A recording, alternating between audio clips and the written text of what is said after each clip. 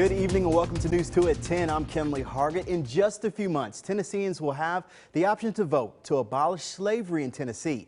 News 2's Nikki McGee spoke to community leaders coming together in Clarksville, urging you to get out and vote. Today, the organization Free Hearts and the Montgomery County NAACP came together to raise awareness about Amendment 3. It's a measure that will appear on the November ballot and would do away with slavery in our state in its entirety.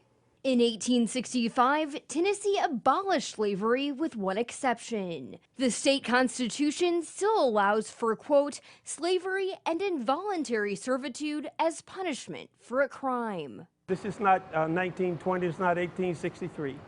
This is 2022. They need to vote to get the language out of our Constitution. This language hits home for people like Jeremy White, who says he was incarcerated for more than 2 decades. The 13th Amendment still indicates that if you've been duly convicted of a crime in the state of Tennessee, that you're still subject to slavery.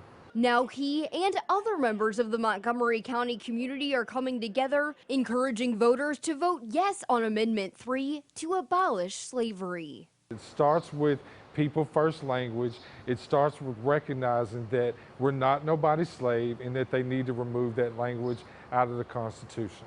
At the end of the day, these activists hope to convince voters not only to consider Amendment 3, but to actually show up to the polls and vote. A lot of people think my vote doesn't matter. Well, if you don't vote, it doesn't matter. If you vote for a candidate of your choice, then the bottom line, no matter whether you win or lose, at least you're part of the process. Amendment 3 made it onto the ballot after a 26-4 vote in the Senate. It will need at least 51% of the votes to pass in November. Kenley?